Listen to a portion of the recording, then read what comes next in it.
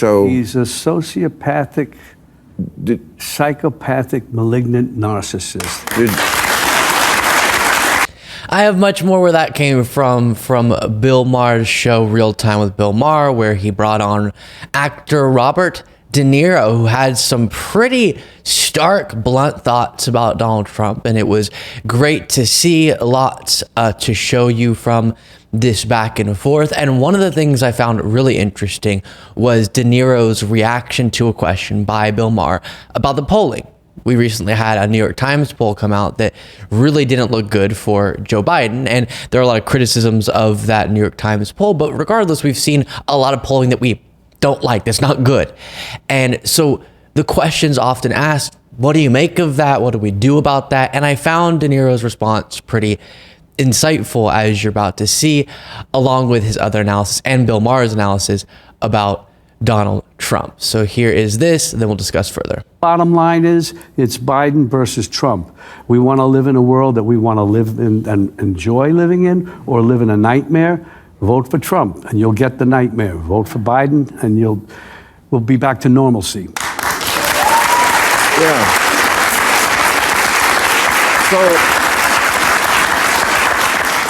So why is Trump winning? I mean, the New York Times poll this week came out, and maybe this will change it with the State of the Union address, but Trump was beating him rather soundly. It was quite a warning light, 48-43, also winning way more among women than he had before, winning outright Latinos.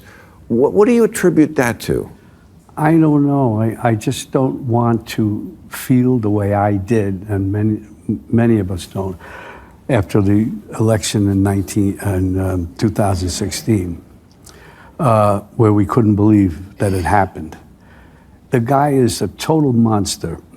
And anybody, I don't understand it. I guess they get behind that kind of logic.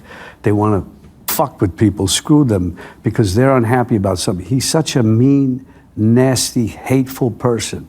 I never play him as an actor. So I'll play more from this, but did you notice what he did there? He very transparently said, I don't know. I don't know why the polling is as it is. But here's what I can tell you. And then he shared why he is opposed to Donald Trump. I always say, yes, point out the character flaws of Donald Trump, point out the nastiness, point out the civilly liable rapist characteristic of Donald Trump, his words, his actions, all the reasons why he has low character. True. Also, I get angry every time, or at least get uncomfortable every time one of the chief criticisms of Donald Trump isn't brought forward as he threatens the foundation of our democracy. And they'll get to that. Bill Maher will bring it up, which is good to see. But people have to understand, even if for some reason you're okay with all these character flaws, which clearly a lot of people are, can I get you to agree, as I tried to pose to the Trump supporters in episode 1 of Deprogrammed, can I get you to agree that none of us should be willing to support a candidate if they threaten the foundation of our democracy? And if you can agree to that, maybe not yet, do you agree that Trump is classified as that? But if we can agree to that, then I can walk you through the reasons why Trump threatens democracy.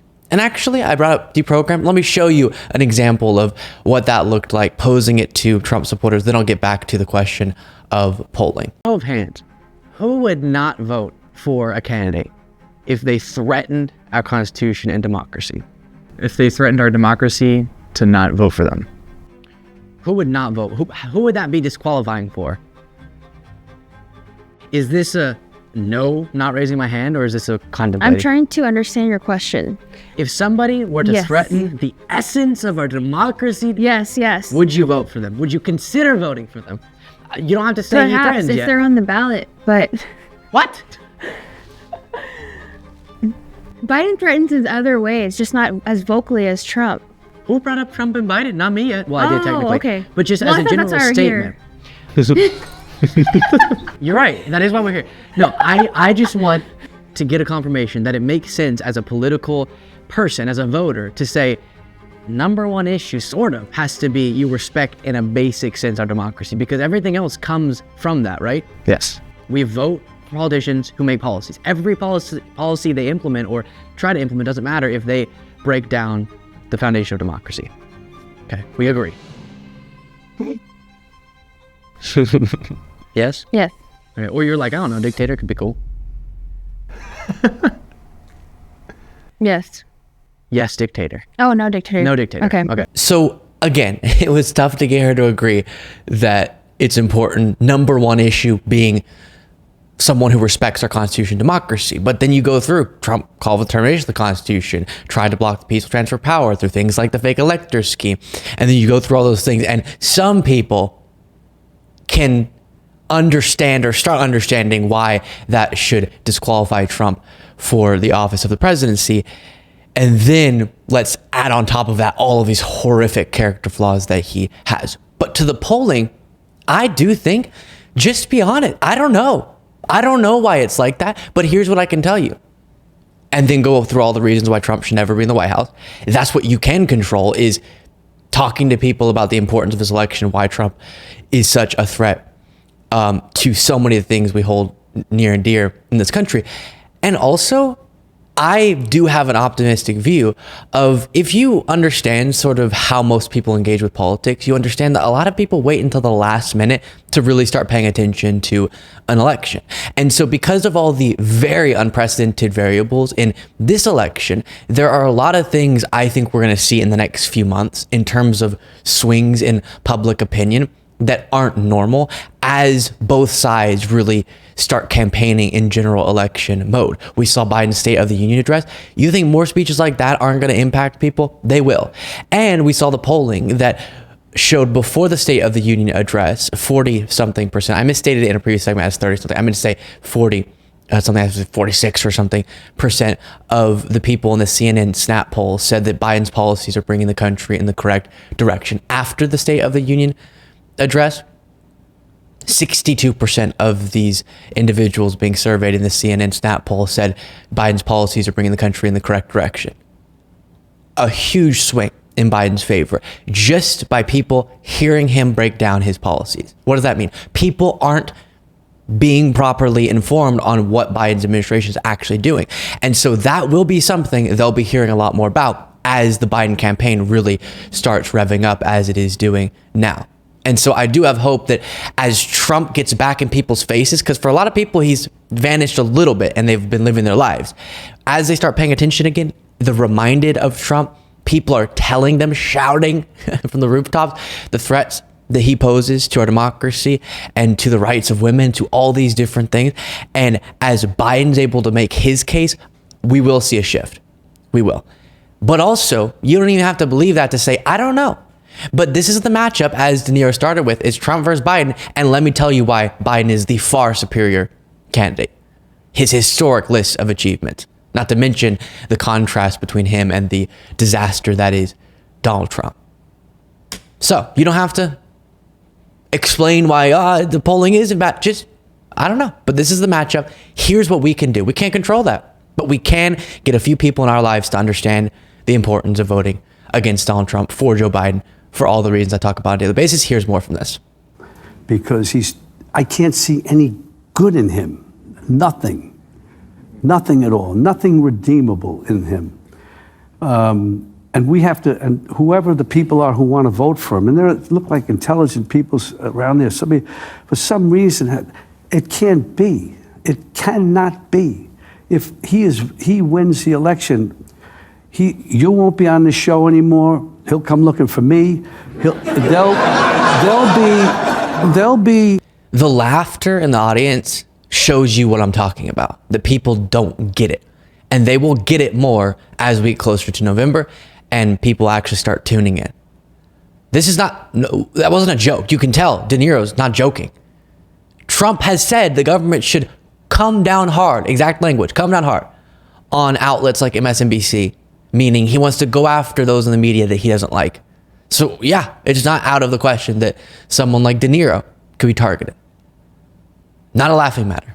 Things that happen that none of us can imagine. That's what happens in that kind of a dictatorship, which is what he says.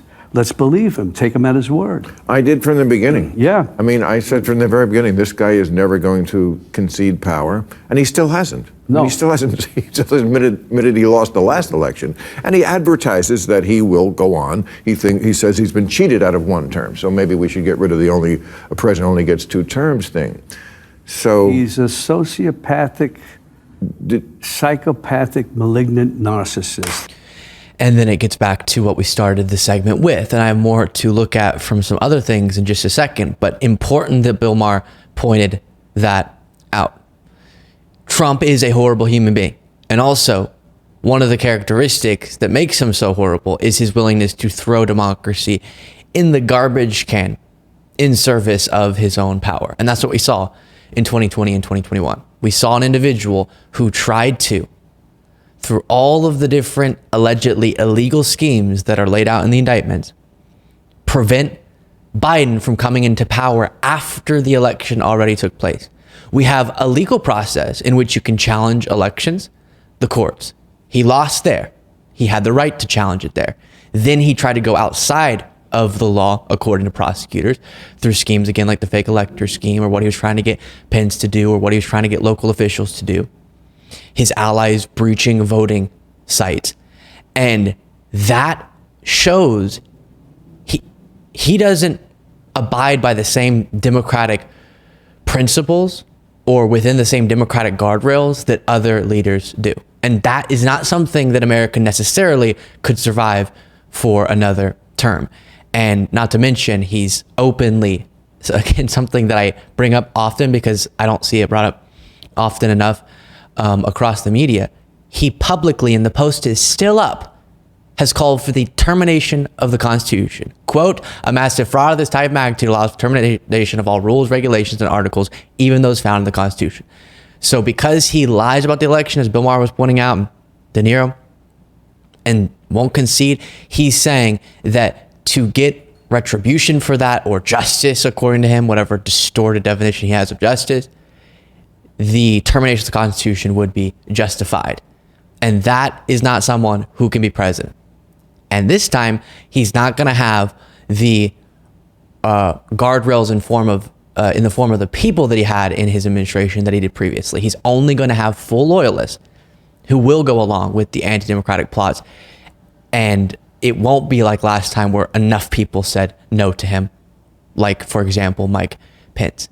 Meanwhile, at Mar-a-Lago, Donald Trump brought Prime Minister of Hungary, or as he once called him, Turkey, Viktor Orban, to Mar-a-Lago. Of course, Viktor Orban is an authoritarian, and that's something Trump is just enamored by. There's nobody that's better, smarter, or a better leader than Viktor Orban. He's fantastic. As you know, the Prime Minister of Hungary, and does a great job. He's a non-controversial figure because he said this is the way it's going to be, and that's the end of it, right? He's the boss. And you know, he's a great leader, fantastic leader in Europe. And so that clip and this visit from Orban highlights 2 things. The first just being, once again, Trump is enamored, in awe of, and wants to be these authoritarian leaders. That's why he's so complimentary of Viktor Orban or Vladimir Putin or Kim Jong-un or Xi Jinping.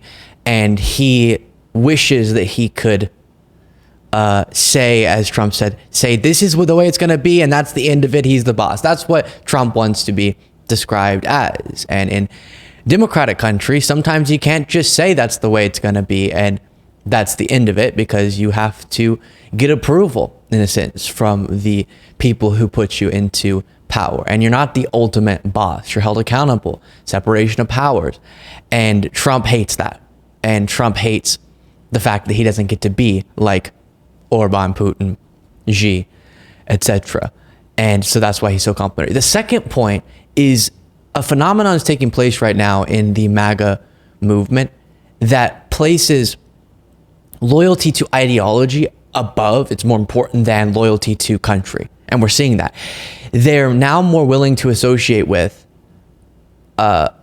leaders in other countries that they feel more embody their ideology than fellow members of their own country that may contradict their ideology.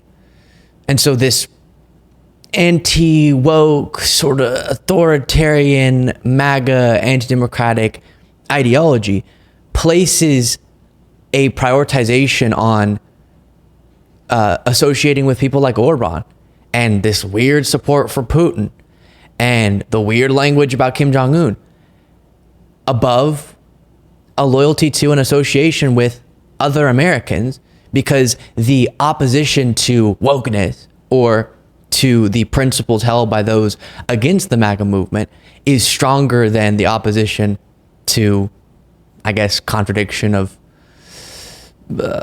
patriotism within this country, or, you know, a common association among members of America, even if we disagree. And there have been those shirts that say, I'd rather be Russian than a Democrat, that kind of embodies that same point. And we really are seeing that. Orban invited to CPAC. Again, we, like these leaders in other countries who are often authoritarian and violate so many of the principles that we should all hold as Americans, than we do other Americans here. And then the ideology of those who disagree with MAGA. And that's definitely frightening. Here is Biden's response to this visit from Orban at Mar-a-Lago. I gotta go. Thanks, everybody. Are you concerned that Trump's meeting with Viktor Orban and continues to do so? If I'm not, you should be. What's the latest? He said, if I'm not, you should be. And then Biden also said this at a recent speech in Wallingford, Pennsylvania. He thinks Putin is a strong, basically he's a decent guy. You know who he's meeting with today and down in Mar-a-Lago? Orban of Hungary, who stated flatly he doesn't think democracy works. He's looking for dictatorship. The only member of NATO. That's who he's meeting with. I see a future where we defend democracy, not diminish it. Yeah. And I like this new line from Biden that he uses often. I see a future where blank. And then he says something that he stands for. I think it's really good to see. And hopefully this MAGA movement will soon be politically irrelevant after they lose time and time again. Make sure you are subscribed to this YouTube channel. And if you want to watch the interview I did with Texas Senate candidate Colin Allred and Democratic Congressman who's going up against Ted Cruz in the state of Texas, and it looks like he could defeat Ted Cruz if we properly support his campaign, you can watch the interview by clicking there.